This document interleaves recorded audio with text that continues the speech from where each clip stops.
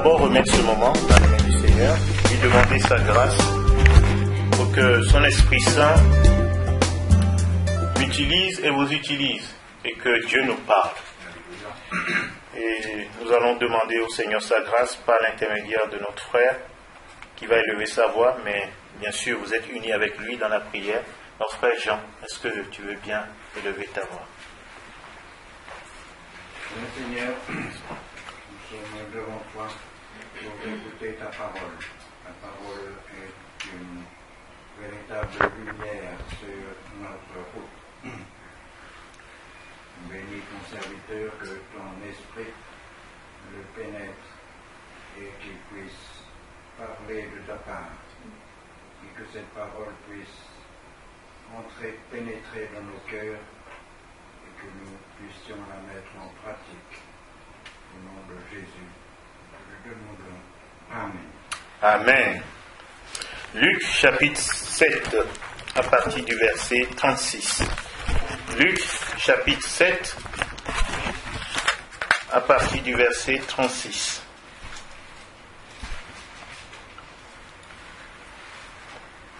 Un pharisien pria Jésus de manger avec lui. Jésus entra dans la maison du pharisien et se mit à table.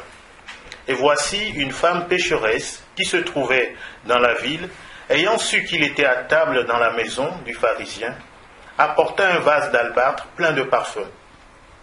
Et se tint derrière, aux pieds de Jésus, elle pleurait, et bientôt elle les mouilla de ses larmes, puis les essuya avec ses cheveux, les baisa et les oignit de parfum.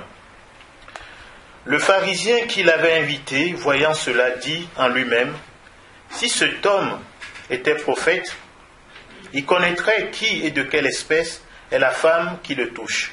Il connaîtrait que c'est une pécheresse. » Jésus prit la parole et lui dit, « Simon, j'ai quelque chose à te dire. »« Maître, parle, répondit-il.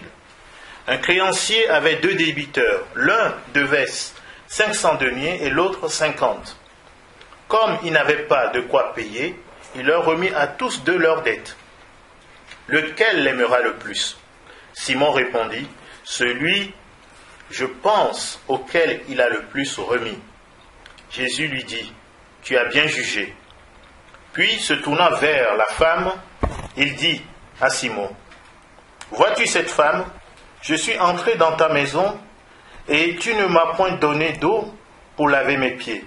Mais elle les a mouillés de ses larmes et les a essuyés de ses cheveux, avec ses cheveux. Tu ne m'as point donné de baiser, mais elle, depuis que je suis entré, elle n'a point cessé de me baiser les pieds. Tu n'as point versé d'huile sur ma tête, mais elle a versé du parfum sur mes pieds. C'est pourquoi je te le dis, ses nombreux péchés lui ont été pardonnés, car elle a beaucoup aimé. Mais à celui à qui on pardonne peu, aime peu. Et il dit à la femme, tes péchés te sont pardonnés.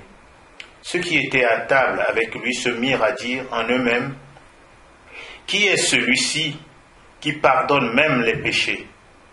Mais Jésus dit à la femme, ta foi t'a sauvée. Va en paix. Nous avions vu la dernière fois le premier aspect. Ses nombreux péchés lui ont été pardonnés car elle a beaucoup aimé. Elle a beaucoup aimé comment? Parce que quand elle a vu le Seigneur, elle a reconnu en lui Dieu parmi nous. Elle a appliqué le premier commandement. Tu aimeras ton Dieu de tout ton cœur, de toute ton âme et de toute ta force, de toute ta pensée aussi. C'est ce qu'elle a fait. Elle a honoré le Seigneur. Elle lui a rendu gloire.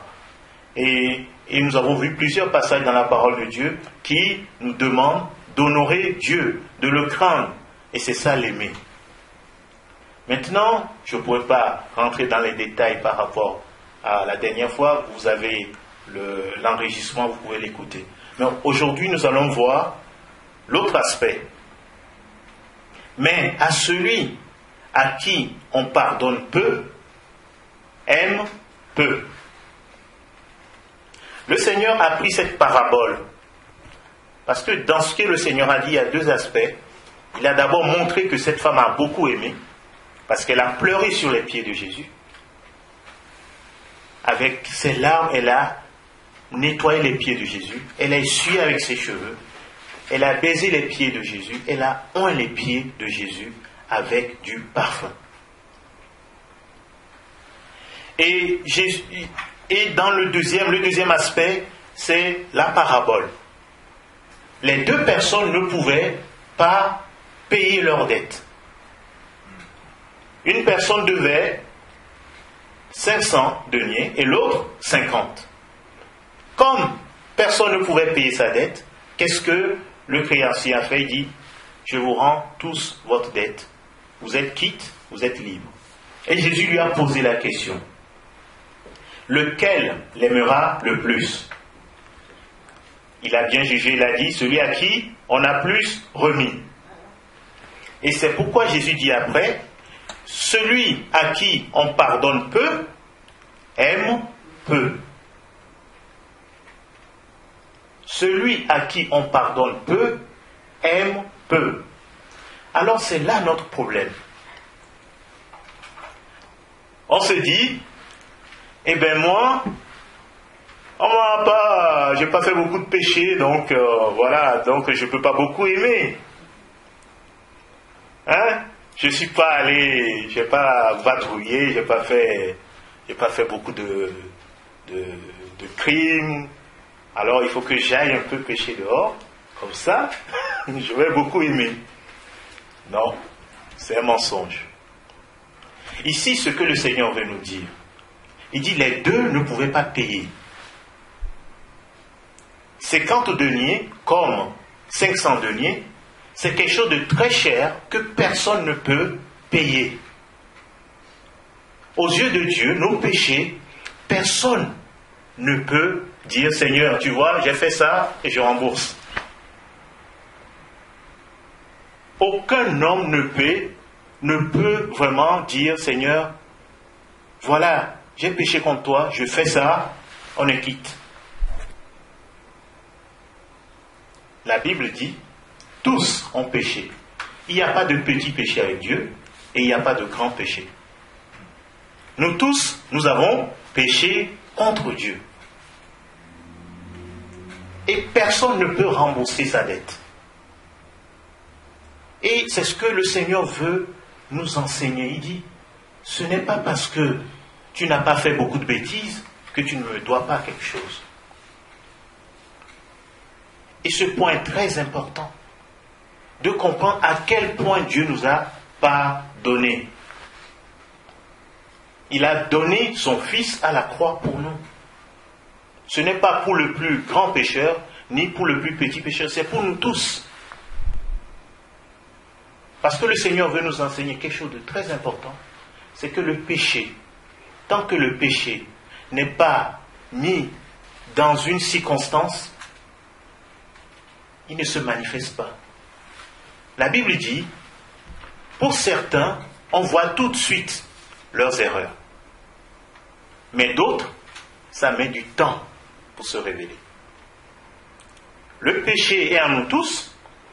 Quand le Seigneur nous dit, il y a le péché en tout homme, dans notre nature, il faut le reconnaître et très vite confesser ses péchés et aller auprès du Père demander pardon.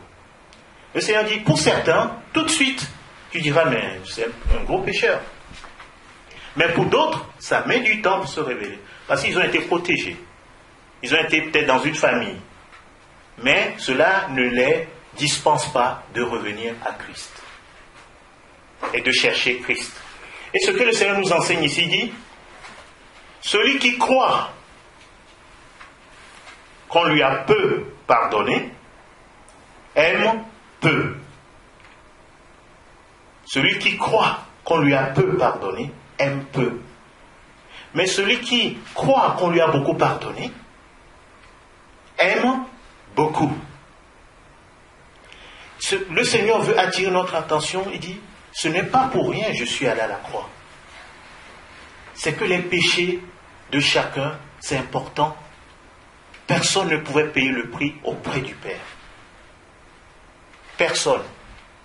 Et c'est pourquoi Dieu a donné son Fils Jésus-Christ pour nous sauver. Cela est très important. Dieu veut qu'on prenne conscience de ce que Jésus a fait à la croix pour nous. En préparant ce message, j'ai trouvé quelqu'un qui a fait une réflexion. Il dit, c'est pourquoi la question essentielle pour le chrétien n'est pas de savoir quelle est la grandeur, l'importance de notre péché, mais de reconnaître l'immensité de l'amour miséricordieux du Seigneur. Cependant, la plupart du temps, nous n'expérimentons cet amour de Dieu pour nous que par la mesure du pardon qui nous est fait, et donc de l'importance de nos fautes. Il y a donc comme un rôle pédagogique du péché dans notre vie spirituelle. Mais si ce moyen pédagogique n'est pas nécessaire pour que nous comprenions l'amour de Dieu, alors peut-être que le Seigneur nous ferait la grâce d'une plus grande pureté de cœur. En clair,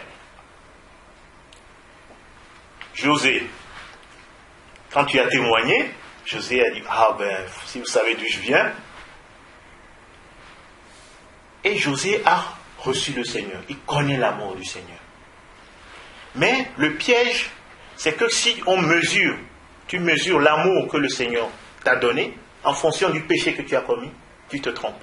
Parce que l'amour du Seigneur est encore plus grand que tu ne l'imagines. Nous on dit, j'ai fait tel péché, et Dieu m'a pardonné ça. Non. Là où le péché a abondé, la grâce a surabondé. C'est-à-dire que quand Dieu dévoile son amour, il balaye tout le péché que tu as commis. Nous, on mesure, toujours on dit, mais j'ai fait ça, il m'a pardonné ça. Il m'a beaucoup aimé. Non, Dieu dit non, mon enfant, j'ai fait plus que ça. Je ne t'ai pas juste aimé à la mesure des fautes que tu as commises, je ne t'ai pas juste pardonné ça, mais non, je t'ai aimé plus que ça. J'ai donné mon Fils à la croix pour toi. L'erreur que nous faisons souvent, c'est ça. Alors celui qui a commis peu de péchés, il dit, Dieu m'a pardonné juste ça. Et alors il dit, mais bon, c'est pas beaucoup d'amour, puisqu'il n'a pas fait grand-chose. Alors qu'à chaque fois, qu'il soit petit ou grand, Dieu nous aime comme ça, illimité. Et cet amour a été démontré à la croix. Et Dieu veut que nous comprenions à quel point il nous a aimés. C'est très très important. Si nous perdons cela de vue, nous commençons à pécher. Nous commençons à nous éloigner de Dieu. Nous disons, finalement, il ne m'a pas beaucoup aimé. Et c'est ce qui arrive à beaucoup d'enfants qui sont nés dans une famille chrétienne. Je n'ai pas fait beaucoup de bêtises. Mais la Bible dit, le péché c'est un potentiel en nous. Il suffit qu'il y ait des circonstances, tu vas dire, tu te surprends toi-même. Tu te dis, regarde ce que je suis en train de faire. Et le Seigneur est en train de nous dire, nous tous, nous sommes pécheurs, et à la croix, Dieu a donné son Fils pour toi et pour moi. Quand nous comprenons cela, que Dieu nous a beaucoup, beaucoup, beaucoup pardonné à la croix, nous commençons à beaucoup, beaucoup, beaucoup l'aimer. C'est un point essentiel de notre marche avec le Seigneur. De comprendre que le Seigneur nous a beaucoup aimés. Et c'est ce qui nous arrive quand nous donnons notre vie au Seigneur Jésus-Christ. Nous avons la joie. Nous allons aller dans Romains chapitre 4.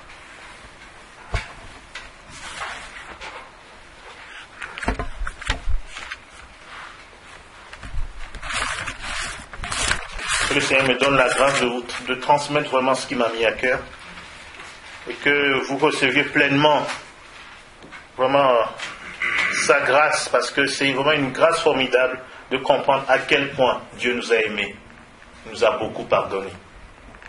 Romains chapitre 4. Donc on va lire à partir du verset 1, il dit, que dirons-nous donc qu'Abraham, notre père, a obtenu? Romains chapitre 4. Romains chapitre 4. À partir du verset 1. Il dit, que dirons-nous qu'Abraham, notre père, a obtenu selon la chair? Si Abraham a été justifié par les œuvres, il a sujet de se glorifier, mais non devant Dieu. Vous voyez à quel point il y a la grâce de Dieu. Si c'était par les œuvres, Abraham pouvait se glorifier, mais devant Dieu, personne ne peut se glorifier. C'est comprendre à quel point il nous a aimés, à quel point il nous a pardonné. Et il dit, car, que dit l'Écriture? Abraham crut à Dieu, et cela lui fut imputé à justice.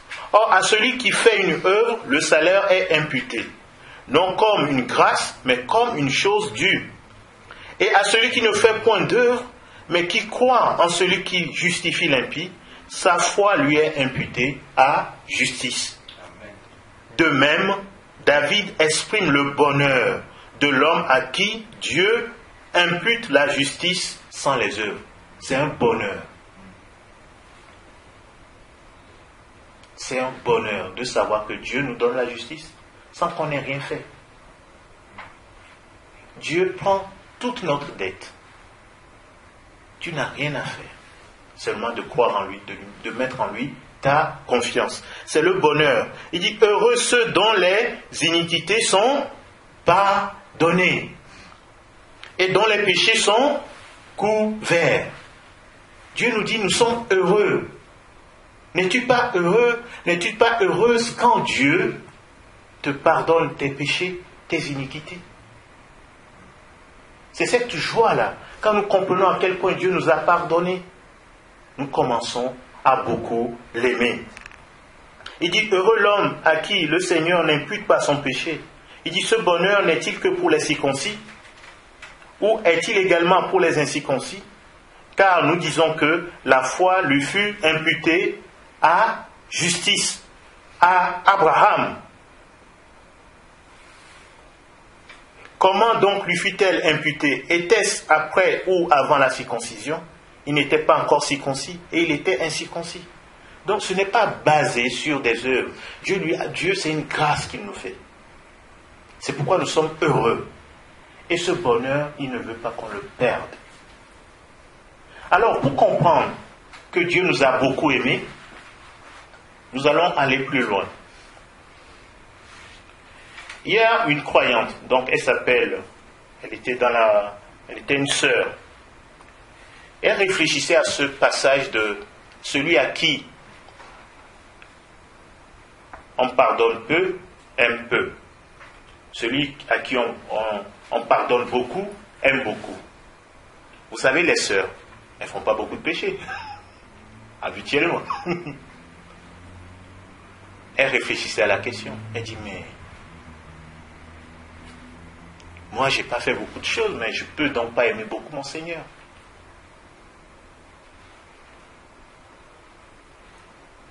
Elle commençait à se poser cette question. Et après, elle a réfléchi. Elle est arrivée à cette conclusion. Je vais vous lire sa pensée. Elle dit, je reconnais que sans lui, c'est-à-dire le Seigneur, j'aurais pu tomber aussi bas que Sainte Madeleine. Madeleine, elle est considérée comme une pécheresse dans la Bible. Elle a fait quelque chose de similaire que la pécheresse dont on parle ici. Mais elle dit, je reconnais que sans le Seigneur, j'aurais pu tomber aussi bas que Sainte Madeleine.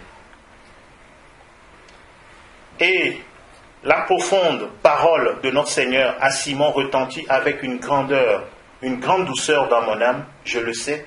Celui à qui on remet moins, aime moins. Mais je sais aussi que Jésus m'a plus remis qu'à Sainte Madeleine, puisqu'il m'a remis d'avance, m'empêchant de tomber. C'est un point important.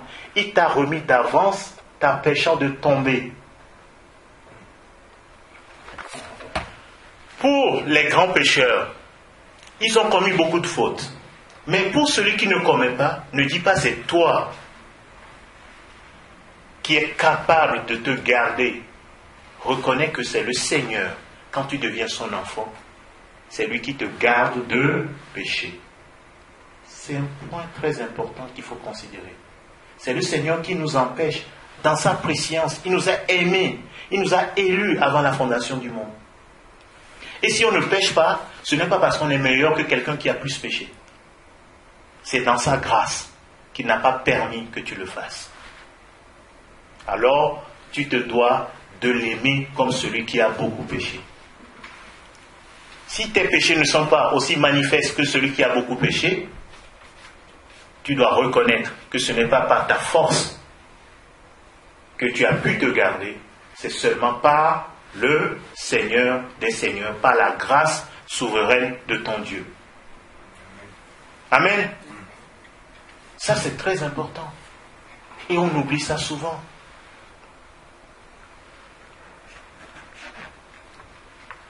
Et il dit, je voudrais pouvoir expliquer ce que je sens. Voici un exemple qui traduira un peu ma pensée. Je suppose que le fils d'un habile docteur rencontre sur son chemin une pierre qui le fasse tomber et que dans cette chute, il se casse un membre. Aussitôt son père vient à lui, le relève avec amour, soigne ses blessures, employant à cela toutes les ressources de son art, et bientôt son fils, complètement guéri, lui témoigne sa reconnaissance. Ça, c'est ce qui arrive, c'est sur le coup, quelqu'un vient t'aider, et bien tu lui témoignes ta reconnaissance. Sans doute, cet enfant a bien raison d'aimer son père. Mais je vais encore faire une autre supposition. Le père, ayant su que sur la route, le père ayant su que sur la route de son fils se trouvait une pierre, s'empresse d'aller devant lui et la retire sans être vu de personne.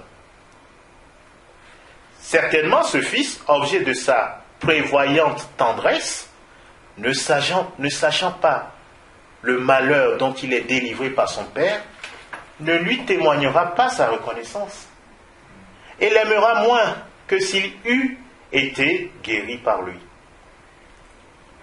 C'est ça le problème du chrétien. Dieu, Rémi, avant que tu pêches, il dit, Rémi, il arrive. Oh là là, quelle grosse tentation sur son chemin. Allez, j'enlève ça. Mais toi, tu viens, tu réussis, tu dis, ouais, Rémi, il est fort. Non, tu dois reconnaître que Dieu, c'est lui qui l'a fait pour toi. Vous voyez, dans les deux cas, quand Dieu vient à ton secours, nous on veut voir Dieu comme ça. Non, Dieu, il est prévoyant. Dans sa grâce, il a prévu de nous garder pour qu'on ne pêche pas contre lui. Mais celui qui a péché, que Dieu le relève, lui aussi, lui le vit directement. Et souvent, on pense que c'est lui qui vit plus l'amour de Dieu. Nous devons vivre l'amour de Dieu par anticipation. Parce que dans chaque section de notre vie, Dieu est avec nous. Si tu arrives à marcher comme Dieu veut, tu dis, gloire soit rendue à Dieu. C'est à cause de sa grâce. Bien-aimé, c'est très important. N'allons pas chercher à faire beaucoup d'expériences pour dire qu'on va aimer Dieu. Non, ce n'est pas nos expériences qui nous poussent à aimer Dieu. C'est sa grâce. C'est comprendre qui il est, combien il est grand. C'est ça qui nous amène à l'aimer. Parce qu'il nous a aimés le premier. Parce qu'il nous a aimés le premier, nous l'aimons. Je comprends qu'il m'a aimé le premier à la croix. À la croix, Jésus t'a aimé. À la croix, Jésus nous a tous aimés. Et ça, c'est la prévoyance de Dieu. Avant que nous naissions, Dieu nous a tous aimés. C'est ça la prévoyance de Dieu. Il nous a tous aimés à la croix. Et c'est ça qu'il veut qu'on comprenne. Ne mesurons pas l'amour de Dieu en fonction du nombre de péchés qu'il nous a pardonnés. C'est le limiter. Non, son amour est plus grand. Avant que tu naisses, il a prévu de te pardonner tous tes péchés. Présent, futur. Passé, présent, futur. C'est ça l'amour de Dieu. Et quand on voit qu'à la croix, tout cela a été réalisé, on dit, waouh, il m'a beaucoup pardonné. Et on commence à l'aimer. Tout à l'heure, je vous ai lu dans 2 Corinthiens 5, il dit, l'amour de Dieu nous presse. C'est l'amour de Dieu qui me met une pression, c'est-à-dire ça me pousse à vivre pour Dieu. Il dit, l'amour de Dieu nous presse. C'est-à-dire que c'est l'amour de Dieu, comme Dieu m'a aimé le premier, à la croix, quand je découvre combien il m'a aimé, cela me presse, cela me pousse à l'aimer et à faire sa volonté.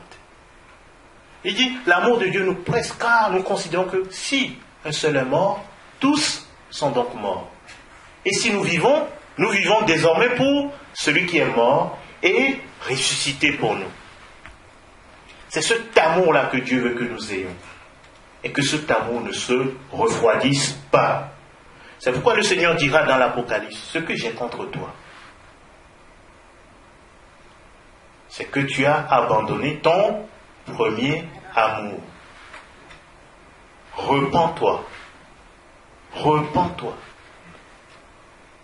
Ce premier amour, de savoir que Dieu m'a tellement aimé, qu'il a donné son Fils à la croix pour moi.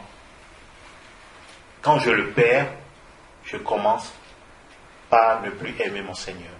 Je commence à penser que c'est moi qui vis, au lieu de savoir que c'est Christ qui vit en moi. Mais quand je comprends qu'il m'a beaucoup aimé, je dis, je n'ai plus le droit de vivre. C'est pourquoi il dit, si un est mort pour tous, tous sont donc morts. Donc je reconnais que je n'ai plus le droit de vivre. Puisqu'il est mort pour moi, je dois mourir à moi-même. C'est l'amour de Dieu qui me presse à faire cela. Je ne suis pas contraint de le faire, mais l'amour de Dieu me pousse. J'ai vu que Dieu m'a tellement aimé qu'il a donné son Fils à la croix pour moi. Si son Fils est mort pour moi, alors moi aussi je meurs à moi-même. Et je vis désormais pour lui. Cet amour, Dieu ne veut pas qu'on le perde. Dans l'Apocalypse, il dit, oui, tu as fait beaucoup de choses, tu as persévéré, mais ce que j'ai contre toi, c'est que tu as abandonné ton premier amour.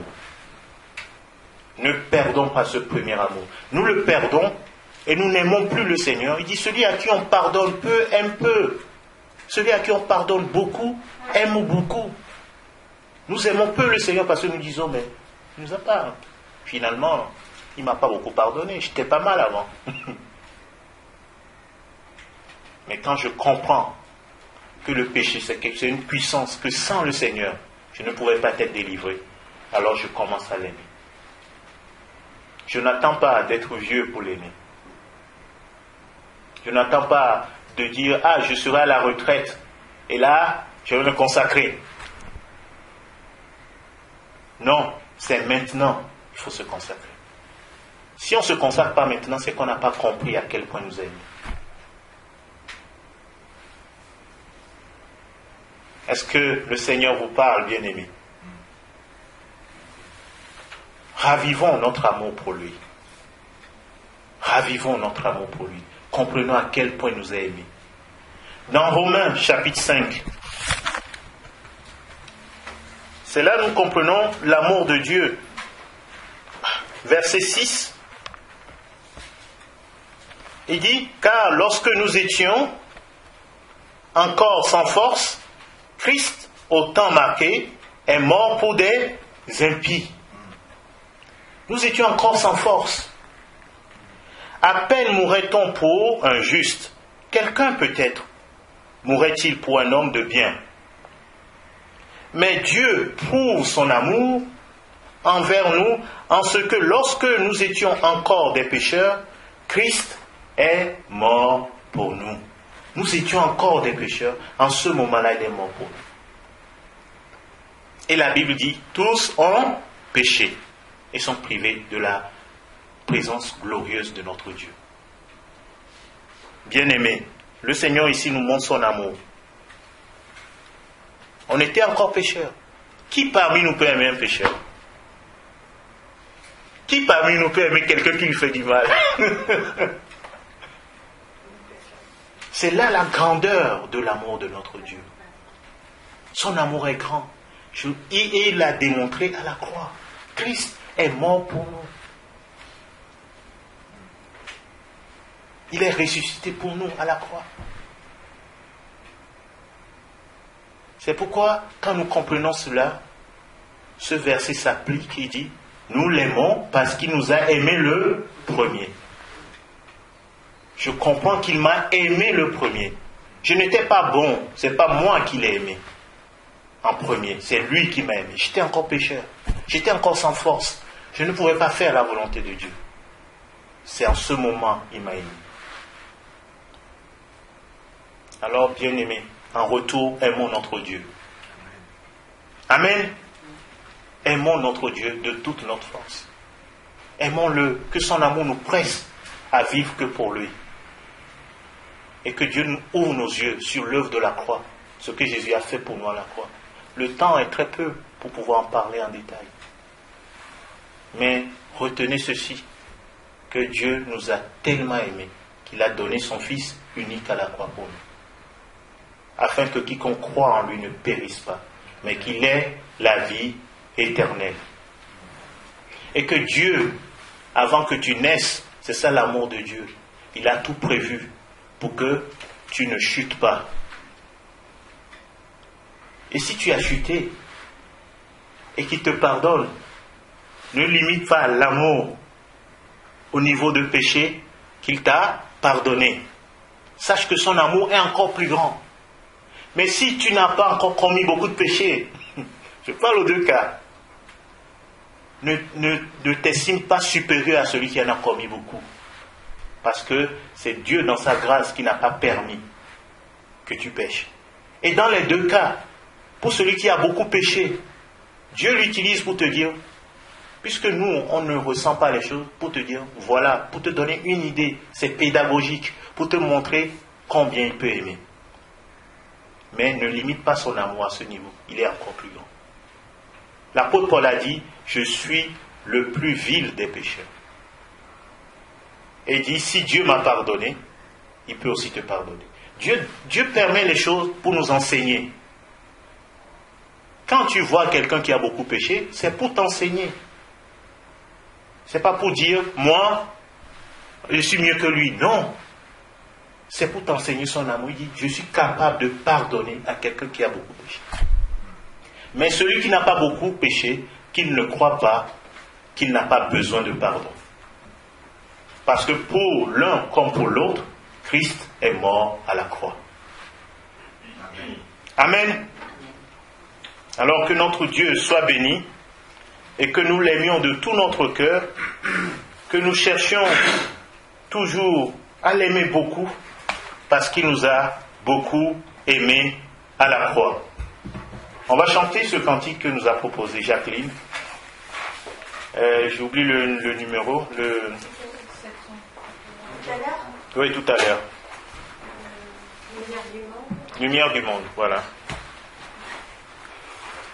C'est ça. On va se lever pour chanter ce cantique à la gloire de notre Dieu.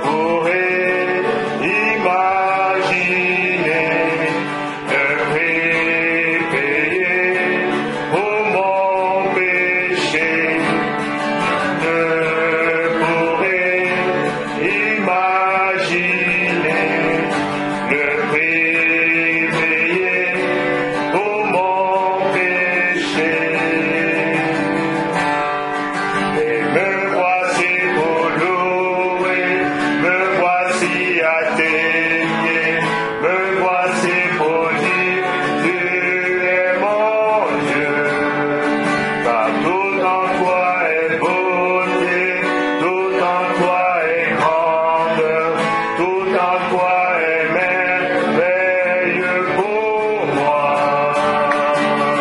Voici pour louer, me voici à tes pieds, me voici pour dire, tu es mon Dieu. Car tout en toi est beauté, tout en toi est grandeur, tout en toi est merveilleux pour moi. On va chanter l'avant-dernier cantique encore.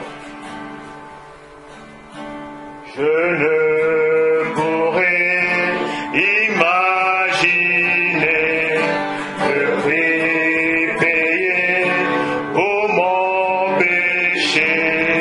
Je ne pourrais imaginer le prix payé pour mon péché. Me voici pour louer, me voici à tes pieds, me voici pour dire, tu es mon Dieu. Car tout en toi est beauté, tout en toi est grandeur, tout en toi est merveilleux pour moi. Oui Seigneur, merci. Nous voulons te dire merci parce que tu nous as beaucoup aimés à la croix. Nous ne pouvons pas imaginer le prix payé pour nous sauver. Ce prix est très grand, c'est le prix de ta vie. Cette vie précieuse, vraiment qui était chère au Père, mais le Père l'a librement donnée par amour pour nous sauver. Et Seigneur, nous reconnaissons que tu nous as beaucoup aimés. Et ouvre encore nos yeux pour que nous voyions la grandeur de ton amour, que nous voyions à quel point tu nous as aimés, afin que nous t'aimions, Seigneur, en retour, que nous t'aimions aussi beaucoup, comme tu nous as aimés beaucoup, Seigneur. Oui, nous avons besoin de toi. Ouvre nos yeux, ouvre les yeux de nos cœurs, ouvre les yeux de notre entendement, pour que nous voyions à quel point tu nous as beaucoup aimés par l'œuvre de ton Fils à la croix. Sois béni, Papa. Dispose nos cœurs à la crainte de ton nom. Dispose nos cœurs à t'aimer par-dessus tout, de toute notre force, de toute notre pensée. Et que nous reconnaissions que tout est par toi, que tout est grâce, et que nous puissions apprécier ta grâce et marcher dans tes voies pour ta seule gloire. Au nom précieux de ton Fils Jésus-Christ, nous t'avons demandé, Père. Amen. Veuillez prendre place, s'il vous plaît. C'est juste pour dire, après cette chanson, c'est une chanteuse anglaise, et après il chante I love the King and the King loves me. Ah, C'est juste pour finir la chanson. Voilà. Dieu est le roi. Dieu est le roi et le roi est moi. Can you sing it in English? I love the King and the King loves me. Amen.